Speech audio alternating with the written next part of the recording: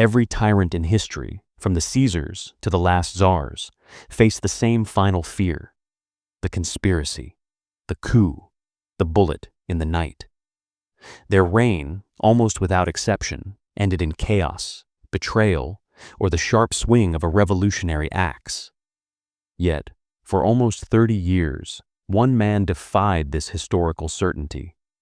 He was Joseph Vissarionovich Stalin, a dictator who executed more of his own officials than the enemy killed in battle.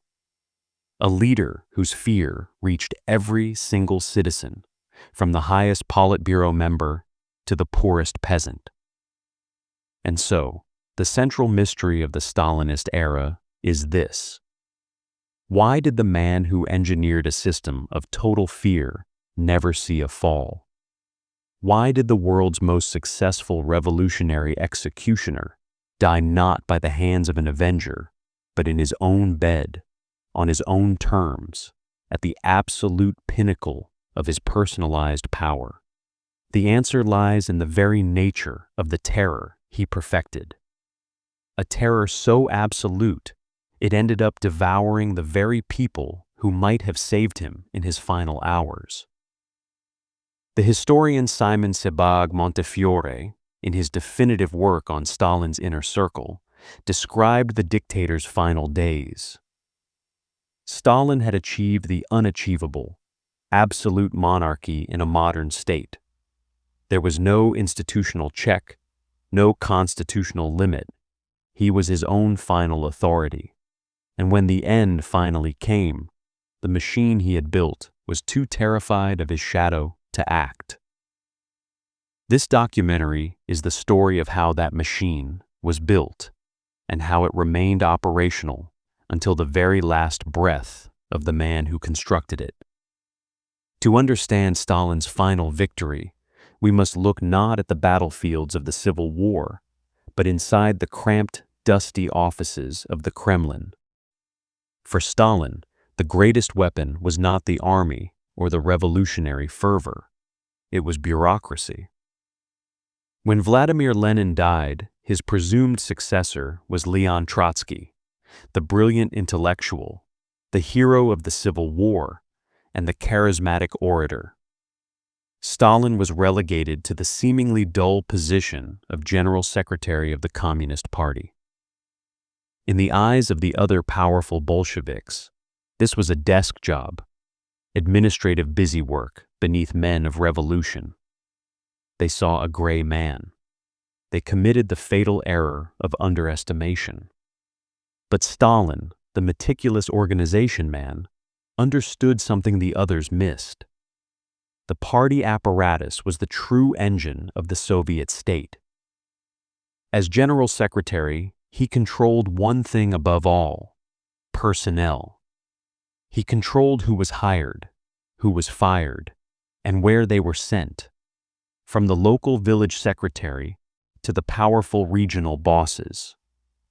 While Trotsky debated ideology in Pravda, Stalin was filling every crucial cell of the party with men who owed their careers, their salaries, and their loyalty directly to him. He created a vast system of patronage. This network of reliable party apparatchiks ensured that whenever a vote was held, a critique was silenced, or a resolution needed to be passed, the majority was always, silently, on Stalin's side. This system of bureaucratic patronage was so subtle, so effective, that Lenin himself only recognized the danger too late. In his famous testament, A Warning to the Party, Lenin called for Stalin's removal, describing him as too rude and lacking the necessary patience. But by the time Lenin died, it didn't matter what the founder of the state had written. The general secretary had already rigged the votes. The political system was already owned. The renowned historian Robert Service, a leading biographer of Stalin, highlights this genius for manipulation. Stalin's brilliance was that he used an obscure, internal party post to seize external power. He recognized that revolutionary legitimacy was temporary, but administrative control was forever. When the power struggle began, the charismatic heroes found that the man with the paperclips controlled the votes. With the party apparatus locked down, Stalin was ready to discard the old revolutionaries and move on to the next phase, ensuring no one could ever question his absolute control. The bureaucratic victory was complete, but a mere administrative majority was not enough for Stalin. To guarantee his power until his death, he had to destroy the very concept of an alternative leadership. He needed to erase every hero, every founding member, and every intellectual who could claim a stronger connection to Lenin's vision than he could. This began the era of the Great Purge and the infamous Moscow show trials. These were not justice. They were political theater designed for one purpose: to publicly obliterate the reputation of all surviving rivals. Men like Grigory Zinoviev and Lev Kamenev, once Lenin's closest comrades, were forced to stand before the world and confess to unimaginable crimes: treason, espionage, and plotting to assassinate Soviet leaders. The absurdity was the point. By forcing his rivals to confess to crimes against the revolution, Stalin did not just execute them, he retroactively erased their legitimacy. He cast them out of Soviet history itself. This political strategy reached into every corner of the elite. The Red Army High Command was decimated, removing generals like Marshal Tukhachevsky, who represented a genuine source of power, independent of the party. By the end of the purge, the military, the traditional tool of a coup, was terrified, weakened, and completely subservient to the party machine Stalin controlled. Yet, one phantom remained: Leon Trotsky. The man who coined the phrase "permanent revolution" was in exile, his criticisms echoing across the globe. For Stalin, leaving such a powerful ideological rival alive was an unacceptable risk. It was a threat to his narrative of absolute perfection. In 1940, in a heavily fortified house in Mexico, a Soviet agent finally carried out Stalin's longest assassination plot, silencing the last loud voice of the old Bolsheviks. By eliminating Trotsky, Stalin proved his reach was global, and his vengeance was boundless. The historian Sheila Fitzpatrick, specializing in the history of the Soviet period, summarizes the long-term political impact of the purges. What the purges achieved was an end to collective leadership. It wasn't just about killing people. It was about destroying the culture of dissent and debate. Stalin made every single political success dependent on him, and every mistake punishable by death. When he was done, the entire political system was atomized, with no one capable of trusting, or even talking to, anyone else. With every potential challenge surgically removed, Stalin had secured the political ground. The time had come to perfect the system of control. With his rivals dead, Stalin needed twin engines to power his absolute rule: the institutionalization of fear and the creation of worship. These were the two pillars that supported his power, making him unassailable from above and unquestionable from below. Pillar 1, the state of fear. The NKVD, the People's Commissariat for Internal Affairs, or secret police, was not just a law enforcement body. It was a parallel government whose primary function was enforcing the will of one man. The apparatus of the Gulag, the vast network of forced labor camps, was the ultimate expression of this fear. It served two goals: economic exploitation through slave labor, and, more importantly, political control. The system operated on the principle of arbitrary terror. Anyone, at any moment, could be declared an enemy of the people and vanish. This arbitrariness was key to Stalin's safety. Because the terror was unpredictable and inescapable, the political elite became atomized. No one dared to share a secret, question an order, or even voice a mild opinion for fear their own servant or colleague was an NKVD informer. The absolute isolation of the leadership ensured that no coup could ever be organized. Pillar 2. The cult of personality. To balance the fear, Stalin manufactured an image of perfection. Through relentless propaganda, he was elevated to the status of a living demigod, the shining sun of the revolution, the genius strategist, the father of the nation. Historians refer to this as the cult of the individual. History books were rewritten. Photographs were doctored to literally erase purged rivals, and every success of the Soviet Union, from industrial output to military strategy, was attributed solely to his genius. The people were taught to believe that to oppose Stalin was to oppose progress, oppose the motherland, and oppose common sense itself. For the common citizen, the devotion was real. Stalin gave them a figure of strength to believe in, a necessary stability amidst the dizzying chaos of rapid change and terrifying purges. Historian Robert Conquest, whose work, The Great Terror, detailed the scale of Stalin's actions, emphasized how the two pillars reinforced each other. The terror was a necessary precondition for the cult. The worship was so total because the alternative was unthinkable.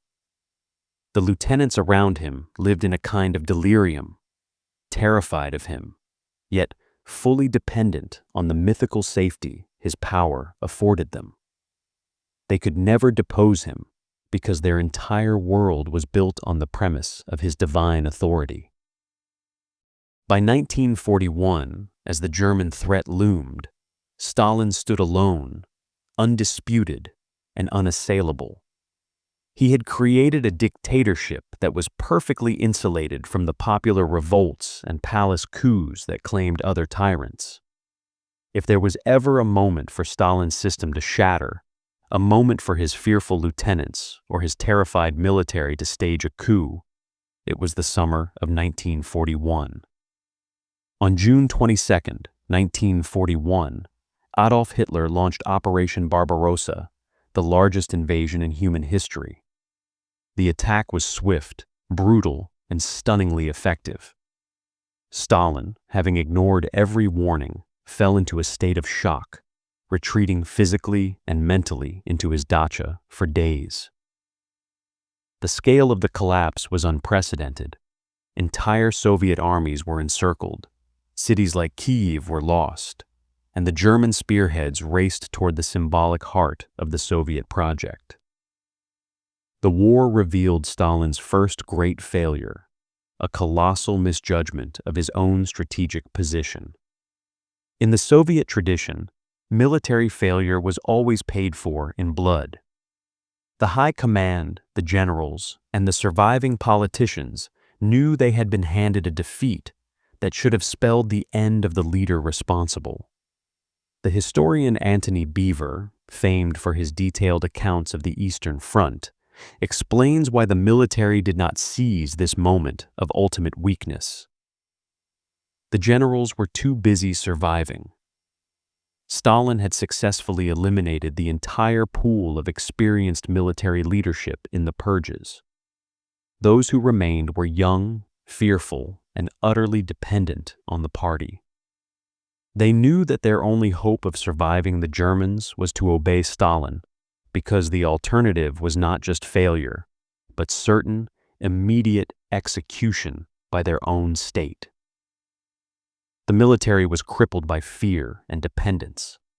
The apparatus of terror was still operational, but Stalin needed more than fear to win. He needed total, absolute loyalty in the face of annihilation. The military defeat of 1941 should have empowered the generals, but Stalin had spent a decade building a firewall against them. His protection came in two specific, interlocking forms: the commissar system and institutionalized terror. Inside every single Red Army unit, alongside the military commander, stood the political commissar. This official had no military training, but he held the power of veto over every operational decision, and his loyalty was to the party and to Stalin alone. The commissar was the general secretary's eyes and ears, ensuring that political reliability always trumped military necessity. Any commander who hesitated, retreated, or showed insufficient revolutionary zeal was instantly reported and often replaced. This system guaranteed that the military's immense resources, tanks, troops, and guns, could never be turned against the Kremlin. The threat of internal monitoring was as powerful as the threat of German artillery. But as the war worsened in 1942, Stalin escalated the terror. As German forces closed in on Stalingrad, he issued his most infamous military decree, Order Number 227. The order was absolute, not one step back. Commanders were forbidden to order any unauthorized retreat. More chillingly, the order established NKVD blocking detachments positioned behind the Soviet forces. Their mission was simple: shoot any Soviet soldier who attempted to flee the battlefield. The message was clear: there was no safety in retreat. The system Stalin had perfected made his own troops fear the man behind them, the embodiment of the party, more than they feared the enemy in front. This was the ultimate safeguard against a military coup. The military historian Oleg Klevniuk, known for his use of Russian archives, explains the psychological impact of this policy. Order 227 was not about morale. It was about ensuring obedience at the highest price. By putting the executioners of the NKVD behind the army, Stalin made himself the indispensable center of the war effort.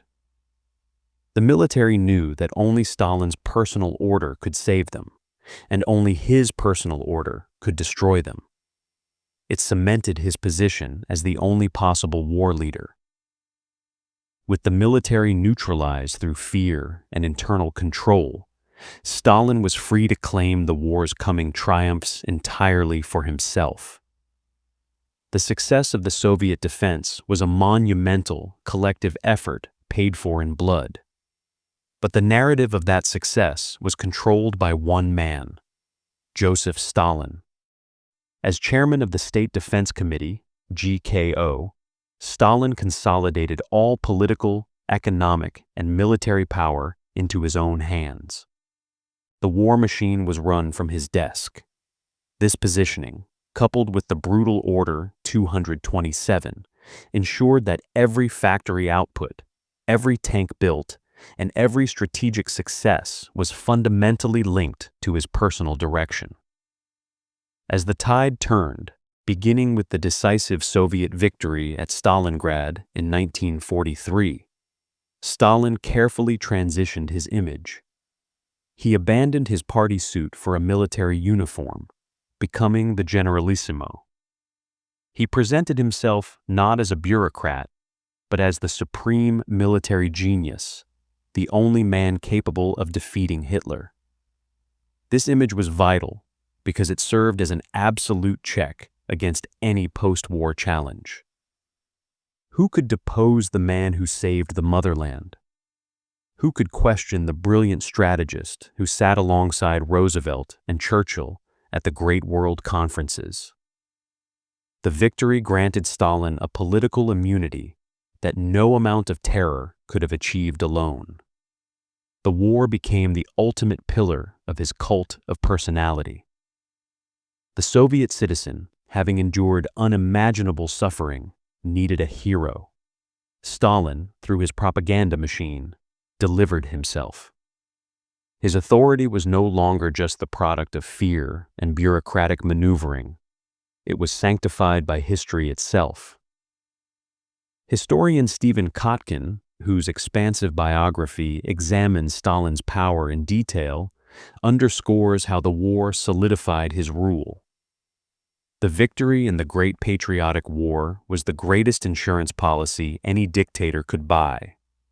Stalin was transformed from the purger of his own army into the savior of the Soviet state. This national, spiritual apotheosis made him politically untouchable. Even his most critical lieutenants had to admit, without Stalin, we might not have survived. The war created a bond between the leader and the nation, a bond of suffering and triumph. This unassailable position set the stage for Stalin's final years, where his power, far from waning, would only grow darker and more absolute. Victory had brought peace to the world, but in the Soviet Union, it ushered in a new, chilling wave of fear. Having proven himself the indispensable wartime leader, Stalin began to prepare for the next war, the one against his own aging lieutenants. The post-war era was defined by Stalin's intensified paranoia. He viewed the political elite not as allies, but as a potential conspiracy that had survived too long. He began a systematic process of testing loyalty, often by targeting the family members of his closest colleagues. The case of Vyacheslav Molotov, the long-serving foreign minister, is the perfect example. Molotov's wife, Polina Zhemchuzhina, was arrested and sent to the Gulag in 1949. Molotov, a man who had been at Stalin's side for decades, was forced to publicly denounce his own wife.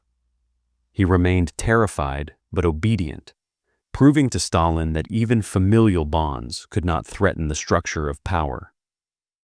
This method, creating instability and distrust, culminated in the Leningrad affair. Stalin orchestrated the arrest and execution of the entire leadership of the Leningrad party branch, creating vast vacancies at the top. This served as a potent, bloody reminder to everyone in Moscow. The purges were back, and no one was safe, not even the heroes of the war. The historian Grover Furr, known for his deep research into Stalin's political maneuvering, emphasizes the political purpose of the post-war purges. The post-war purges were purely preemptive.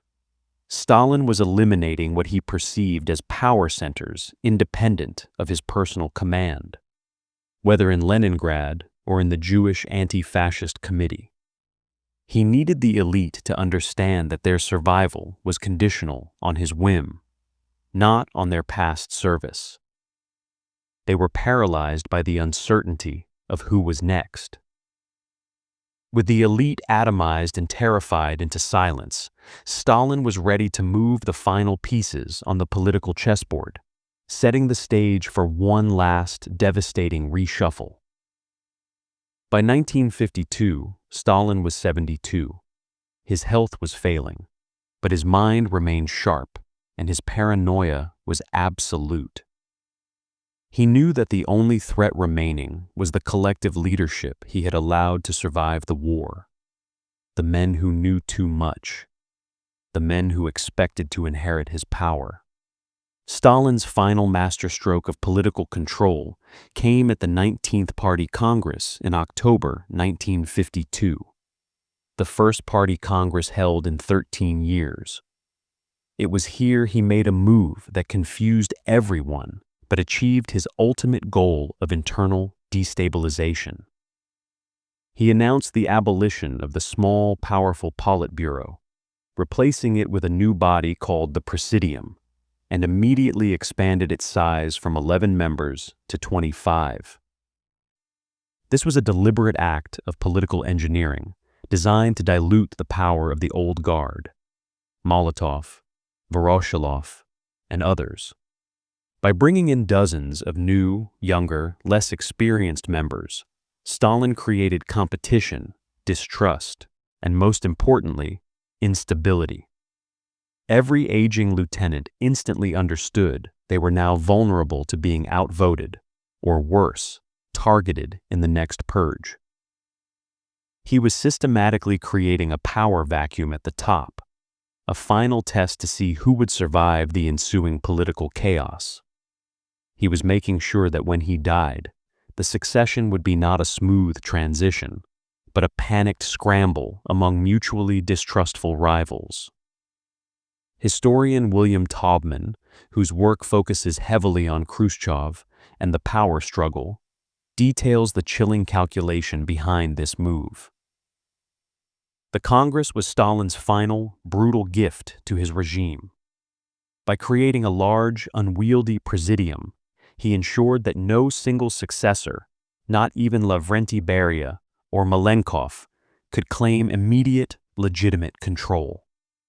It was the act of a tyrant, ensuring that even in death, his shadow would dominate the struggle for power. But the final act of paranoia was yet to play out. Before the newly expanded presidium could even begin its work, Stalin would launch his last, most venomous campaign.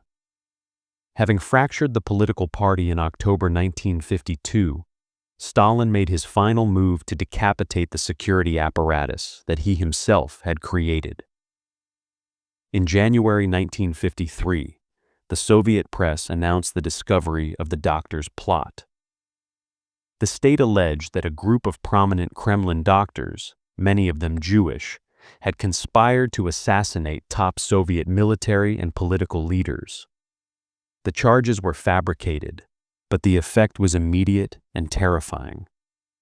This was a classic late Stalinist purge, but with a new, dangerous twist of state-sponsored anti-Semitism. The plot was designed to achieve three things. First, to whip up mass hysteria.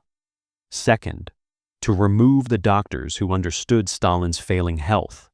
And third, and most crucially, to provide the pretext for a final, massive purge of the security and party officials, including his long-serving lieutenants, Lavrenti Beria and Georgy Malenkov.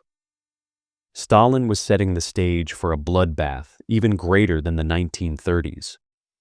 He was preparing to eliminate the men who currently controlled the NKVD and the party secretariat, ensuring that his power remained utterly devoid of any independent checks, even if it meant destroying the state's internal function. His message was clear. No survivor of the past 30 years was safe from his final act of paranoia. Historian Amy Knight, whose work details the Soviet secret police, emphasizes the immediate, deadly threat this plot posed to Stalin's inner circle. The doctor's plot was aimed directly at the people closest to Stalin. Beria, the head of the security apparatus, and others knew this plot was the mechanism that would kill them. They were staring at their own executions. The irony is that the plot, designed to secure Stalin's power forever, put the ultimate pressure on the very men who would soon decide whether to save his life. The purge machine was fully engaged. The elite was paralyzed, convinced that their end was days away. But then, on the night of March 1st, 1953, the machine suddenly, terrifyingly, ground to a halt. The machinery of the doctor's plot was accelerating when, on the evening of March 1st, 1953, Joseph Stalin suffered a catastrophic cerebral hemorrhage, a stroke, while alone in his private room at the Kuntsevo Dacha. He lay there, paralyzed, unable to summon help. And yet, the greatest threat to his life was not the stroke itself, but the system of fear he had perfected. His lieutenants, Beria, Malenkov, Khrushchev, were within earshot, waiting nervously nearby. But for hours, no one dared to enter the room. The Dacha guards were under the strictest protocol. Never disturb the master unless summoned. They had been taught that violating protocol meant immediate execution. The men who had survived decades of purges and the horrors of war were utterly paralyzed by the fear of being seen as treasonous. If Stalin were merely sleeping or testing them, entering the room could be interpreted as an attempted coup, a move that would mean their deaths. The system designed to protect the dictator from rivals was now preventing his rescue. It was only the next morning, nearly 12 hours later, that the servants finally risked entering, finding Stalin on the floor. Even then, the lieutenants arrived, assessed the scene, and then left again, still terrified to be fully responsible for the crisis. The doctors, many of whom were being hunted in the doctor's plot, were summoned only hours after that. Historian Simon Sebag Montefiore, drawing on KGB archives, describes the chilling paradox. Stalin's system was flawless. It ensured that at the moment he most needed independence of judgment, courage, and quick action from his inner circle, he received none of it. He died not because of a coup, but because his terror system was so perfect, his courtiers feared his unconscious body more than they valued his life. Thus, the ultimate master of control was defeated, not by an enemy, but by the very walls of his own impregnable security. For 3 agonizing days, the greatest tyrant of the 20th century lay incapacitated, guarded by the very fear that was now ending his life. When the doctors finally arrived, they could do little more than observe. On the night of March 5, 1953, Joseph Stalin was pronounced dead. The Soviet Union was plunged into an atmosphere of immense national mourning, but beneath the waves of public grief, a political earthquake was underway. The long-surviving lieutenants, Beria, Malenkov, and Khrushchev, immediately began to dismantle the elements of the purge that threatened them, starting with the immediate release of the doctor's plot victims. The chaos that followed, including the deadly stampede at his funeral, was the final, devastating testament to the scale of the power Stalin had accrued. He had made himself the unshakable centerpiece of the state. But the central question of this documentary remains: why did he never fall? Stalin never fell because he did not rely on any single source of power that could be overthrown. He built an interlocking system of control. He secured the party apparatus, ensuring all rivals were politically impotent. He destroyed the old guard and the military high command, leaving no credible alternative leadership. He institutionalized terror and worship, paralyzing the elite with fear while making himself the divine war savior to the masses. In his final years, he made the elite mutually distrustful, guaranteeing that no one could plot against him when his health failed. Historian Robert Service provides the definitive answer to the paradox of Stalin's longevity. Stalin's genius was that he died at the zenith of his power. He did not lose the war, he did not face a palace coup, and he did not lose a popular mandate. The moment of his death was the moment the system he engineered was running at maximum fear. He didn't die because of his regime. He died in spite of it. It was the only way his reign could have ended. For over 30 years, Joseph Stalin proved that a dictator can survive, and even thrive, if he masters the science of fear, makes himself the sole author of success, and ensures that the system built to protect him is also the force that renders his enemies and his allies paralyzed. The system survived him for only a few hours. The consequences of that system continue to define history.